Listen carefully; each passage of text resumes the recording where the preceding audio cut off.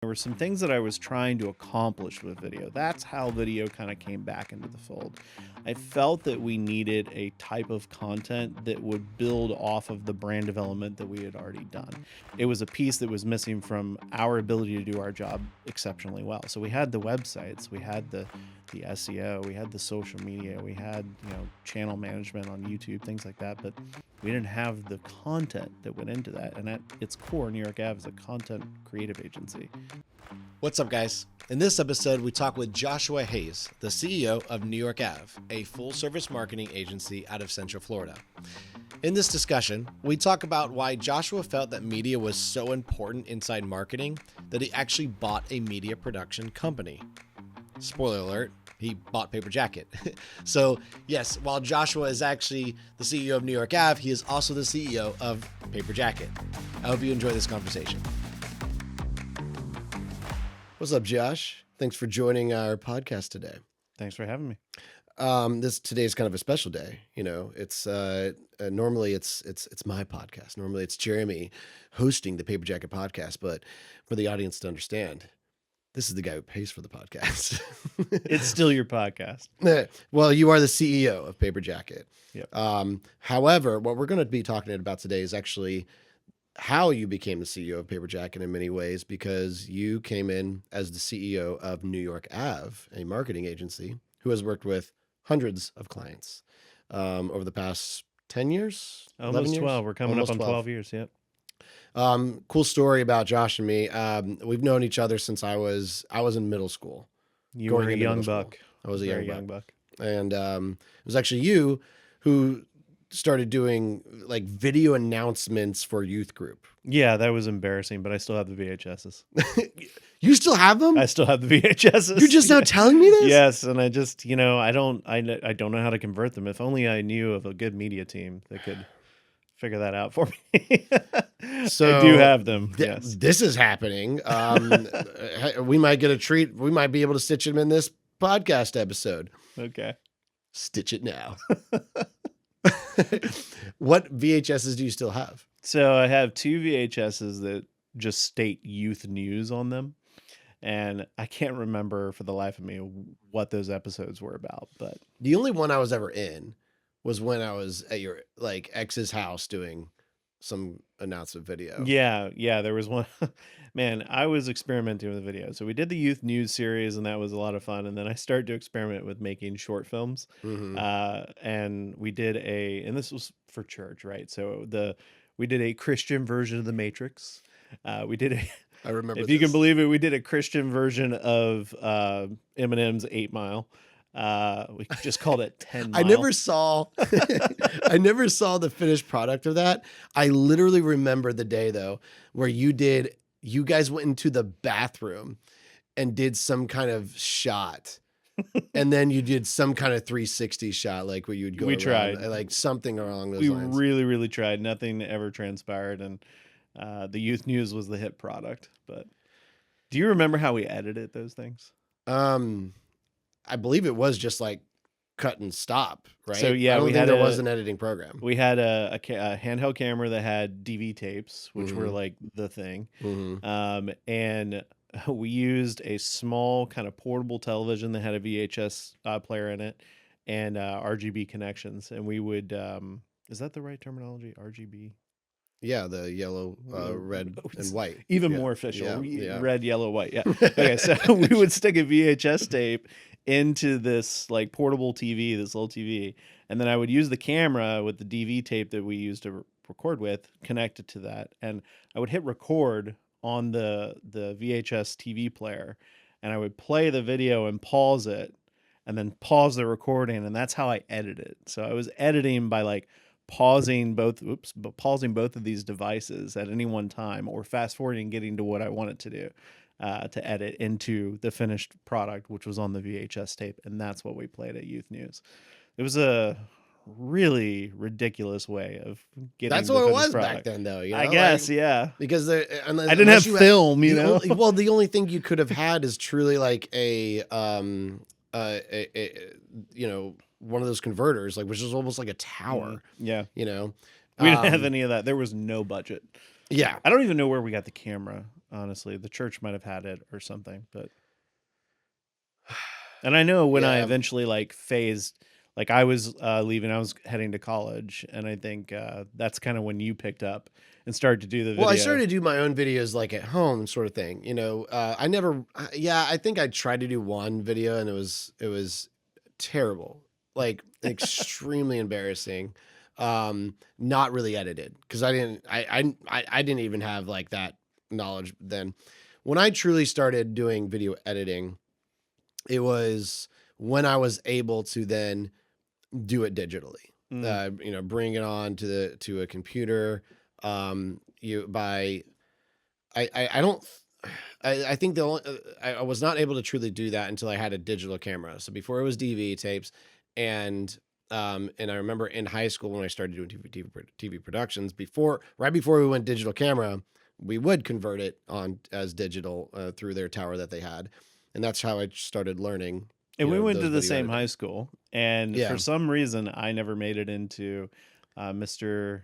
Mr. Kills. Mr. Kels's. Was he? Was he? Yeah, oh Yeah, he yeah, was yeah. when He you were was a there. Yeah, legend. Yeah, yeah. never made it into his class, but I think that's maybe because the tail end of my time there, I was already focused in on graphic design, print Yeah. design, things like Yeah. that, marketing. But I do remember and this might be what I have on a VHS tape. I remember the last one that we did. And this is, again, we were using a handheld camcorder with a DV tape, no kind of digital transfer. There you go. No kind of digital transfer. And one of my friends we had this scene where I don't know what this had to do with youth news. And actually, as we progressed forward, it became less about youth news and Jesus and more about what can we do on video. So we had this. We have an scene- audience. What can we do? Yeah, what can we do? We had the audience. So we had this scene where there was going to be a car chase, and maybe the point of this was like catch the criminal and believe in Jesus or something. But we had this car chase, and I was allowed to permitted to drive this person's car, and we just did like a little. Like I'm leaving and the car chase is beginning, and then we did the end, which is the car's pulling over and I'm in trouble. And to get the action sequence, my friend was experimenting with Flash at the time, or it was actually an off-brand called Swish, and he illustrated and animated out of Microsoft Paint with Flash or Swish or whatever the car chase scene. It's just this really garbage, rudimentary like sequence of a car being chased by a police car. These are like child drawings of the cars, right? This is Microsoft Paint.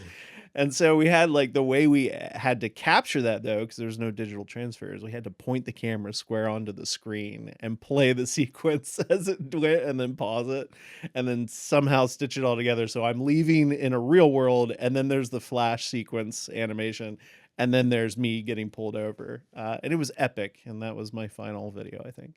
We make fun of that, but you have to understand that's how Disney started. Yeah. I mean, like Snow White, right? It's all these layers of drawings, and they have a camera pointed down. I'm sure you feel the same way, but there is a part of me that misses some of that. Mm-hmm. I was actually just watching a documentary. I can't remember the name of it, but just how scrappy it was. Actually following George Lucas and some of the original stuff. I'm sure you've seen it, but basically just how scrappy you had to be to get a shot. And I mean, you really, as Jack would say, you really had to like just carry a thing of duct tape and cardboard with you everywhere. And there's a part of me that misses that. I mean, it's true because the quantity of video that we have now, it's because it's so easy to make, right? It's like we're all carrying around a digital camera. Yep. We have digital editors. We have a lot more tools to help us with that. It's So perceived easy to make. if you can create an edited video back then, it was a lot of hard work to do that. Yep. And I actually like this. This is a broken quote, elaborated quote, right? From George Lucas, where he says like, what makes you a good director is not like, can you think of a really good idea and get a really good shot and get really good acting, stuff like that. That's not what makes you a good director. A good director is when you can problem solve and deal with the problems to still get that. Like all the surrounding things that are blocking you from getting something done, you can make quick decisions and actions and work around those obstacles to make a good product. Yeah, I agree. A So, good producer, director is someone that can problem solve 100%. And it's not that the duct tape and the cardboard is gone. It's just right. that, digital has made a lot of things more accessible. I don't want to say Mm-hmm. easy, but I want to say Mm-hmm. more accessible Yeah. to be able to leverage very quickly versus Mm-hmm. having to run to the storage unit and grab something and build some kind of prop to be able to accomplish the shot. And not to sound like I'm getting on a soapbox about some of the like the AI stuff that's coming out. Like all you have to do is record a video and this thing will just edit it for you. Um, while that might work for a few things, it's going to get stale real quick. Oh yeah, it's all starting to look the same And anyways because the only already. thing AI pulls from is a person's creativity, right? Whatever's created, yeah. And there we definitely don't need to like dive into this, but fully and completely believe that the future of AI still requires good management and human creativity. Yeah.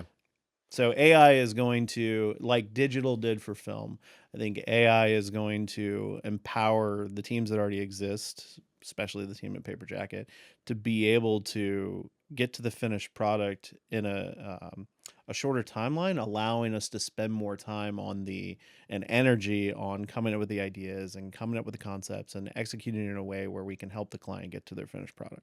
But that's Paper Jacket. We're not here to talk about Paper Jacket, are we? So, well, actually, let me segue it this way. Talking about kind of like that quote from George Lucas, and dealing like you have a vision and you have to work around the obstacles to get that vision, and the tools that you have, right? So when you were doing video, you had lame tools, if you would, right? Like Mhm. those tools made it really hard to make video, and then they made it easier by doing the digital conversions and stuff like that. Mhm. Now we have easily being able to do that, but we have AI that helps us, edit some stuff like that. Some people kind of, more old school, more AI, whichever. But either way, to do that, you still have to have a creative mind to work Mhm. around the AI obstacles. It's not like you can just download an app and it automatically does it. Like they sell it that way, Yep. but even using Chat GBT, there's a good way to use it and there's a wrong way to use it, Yep. right? You have to know how to prompt it ultimately. So it's still a tool at the end of the day. You have to have a creative know how to work around those obstacles. Yep. And I feel like to ultimately provide that is having a creative architect. Yep. Having that. Architect's a good word. So when I think of New York Ave, I think of that as your marketing architect. I think of that as like we're building a plan for you before we put all these things in place. When someone says I need marketing, so I need a video. Well, that's like saying I want a building, I need drywall, right? Like Mhm. it's like, well, that's nothing before the plan, Yep. right? I think video is more valuable than drywall, but that's beside the point. Depends. Do you have a house? If you don't, drywall looks pretty good. Yeah, that's fair point. So like that's kind of where I see you, and that's kind of where our journey began in many ways. Mhm. So you started New York Ave 12 years ago. So Yep, give us 2013. give us 2013. So when you started it, what was behind that? What was your goal? Like Mhm. what made you say I need to start a marketing agency? Yeah, so I've had a kind of a long career path where I did a lot of design work. I did a lot of marketing work. And I was an early adopter of social media, and it's actually where I met my wife.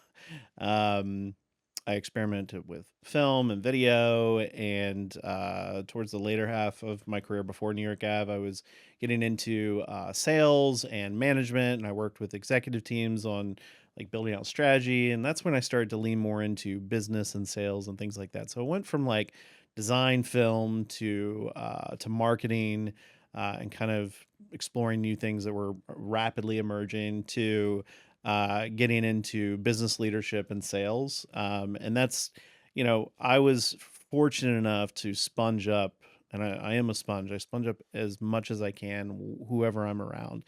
I was fortunate enough to be around some people that were incredibly great at their craft, both at running businesses and selling products and services and working through all of the nuances of what it means to operate a complex business.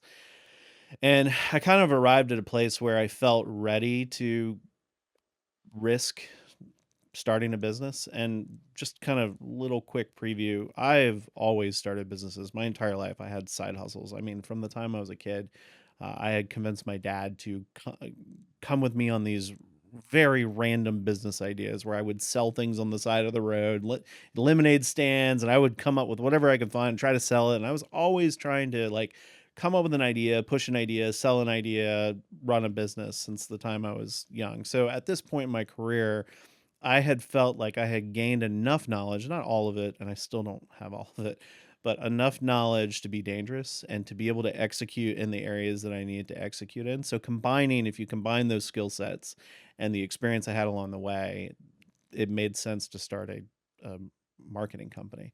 And that's always been something creativity, marketing, influence, that kind of stuff I've always really enjoyed. And so 12 years ago, when I was leaving, and this ties back into what you're saying about video, I was leaving my job. I had my box of stuff. And what they don't know is I had already packed that box like 3 months before I ended up leaving. Mm-hmm. I Mm-hmm. had already made the decision. And I was driving down the road, and my first call was to a guy who did video and who I worked with to do video years before that. And I told him, I was like, we have to get into business together. I'm starting a marketing company. I'll make you an equal partner. I want you to bring the video, and I'll bring everything else, the websites, the social media, the graphic design, the logos, all that good stuff. I'll bring that in. You bring the video and the animation, and we'll build an agency. And so 12 years ago, video was a part of the plan. Yeah. It has always been a part of the plan from the Mm-hmm. very beginning. Now there was a little bit of a disruption there. By the end of year one, I had bought my partner out. We had some disagreements, and then New York Ave went into this phase of about 5 years where video was not really a part of what we did, and it wasn't because I didn't want to, or it just wasn't available to us at the time. So those are the dark years. The dark years of New York Ave. No, I'm kidding. I'm kidding. No. No, we just didn't have video, but that's what I started it with video, and I believed in video, and I wanted video, Why? and I knew it was the future. I knew that to be able to communicate messages in meaningful and effective ways, you needed. There's no better way than video, and podcasts were kind of just still fumbling along at the time. But, this is around the time where, iPhones and iPads and things were really starting to become more accessible and more available to the average person. And, I was able to look around and see just pretty much everyone has a device in their hands now that can play a video. And I personally would rather watch a video than read. I enjoy a great article or a really, really good book occasionally, but I'm mostly a quicker consumer of information, and there's no better method for that than video. And when thinking about the time of 2013 to like 2015, Mm-hmm. we didn't have shorts, we didn't have reels, we had YouTube. We had YouTube. Mm-hmm. We had you could post videos on Facebook and stuff like that. It started becoming easier. Not always from your phone though. It was a Mm-hmm. lot of times from a desktop. So Yep. there was no like vertical video really. But what was the program that kind of like set the tone for TikTok and Reels today? What come on. What was it called? It started with a C, right? Are we talking about Vine? Vine. I don't know why I Vine. thought it was Oh started with a man, C. that's Vine. Vine is close to my heart. If anyone's watching this and they don't know what Vine is what started everything. If anybody's watching this and doesn't know what Vine is, they're too young to be our customer right now. Vine is like, I have such a special place in my heart for Vine. I wish I was at a point where I was creating content on Vine, but I was kind of past that by the time it was really circulating. But man, did I consume so much Vine content. Vine to me was, And Twitter, by the way, buying Vine and killing it is this nation's greatest strategy. yeah, One of this nation's greatest I strategies. agree with you there. Yeah. And I actually didn't know Twitter bought it. They bought it and they killed it. They intentionally, I think that they basically pulled the talent from Mhm. it, and some of the leadership from it. But yeah, they intentionally bought it and tanked it, which doesn't make any sense because they had Right. TikTok before Right. TikTok existed. I could give a TED talk on that very thing right there. So, well, as a marketing company, you had to work around not having video. Mhm. And what do you feel? So, what were you doing for your clients, and what do you feel like you were truly missing for your clients in that circumstance? Yeah, so we leaned into New York Ave has always been kind of a full service marketing agency of sorts. We leaned into brand development and we leaned into web design, which connected us with a lot of good SEO stuff. And we learned a lot along the way. And we executed really, really well with those two things building a brand, communicating that brand's message on whatever the platforms we had access to, usually email marketing or social media, and then handling complex SEO strategies by using tried and true tactics. So we were doing enough where video was not necessarily what people were coming to us for, but it also wasn't what they, how should I say this? It's not that they didn't need it. It's that they didn't know that it would help them accomplish some of the goals that they had. Mm. And so we naturally had to sell what we offered and speak to what we knew. And I was never opposed to tell someone like, go invest in video if that's something that they wanted to do. But we sold what we offered and we crafted plans around those things. Video kind of entered into our realm of offerings in 2019, 2018, 2019. And that's when I had started to connect with people in the industry, and you and Johnny and I worked on a few things together, and there was some local providers that we were starting to experiment with, and there. Well, you weren't doing a whole lot of social media kind of between those years because you weren't doing the videos, right? No, we were. Yeah, Okay. so social media was I think became a core product of ours in 2017. Mm-hmm. We toyed around with it a little bit in the beginning for the first few years, but most of our work at that time was like brand development, website design. Yeah. Because that's Then we picked up social because media. by all means, Google and websites were very much how you would gain business and stuff That's like that. how we grew. Yeah, Yeah, that was our absolutely. bread and butter. And then when social media entered in, it wasn't 2 years later that I was thinking we have to have more video. Yeah. Most of what we were posting and the content that we put out it's really good content for what it is, right? Mhm. So we have an excellent eye for selecting good quality stock photos, not garbage stuff that everyone posts.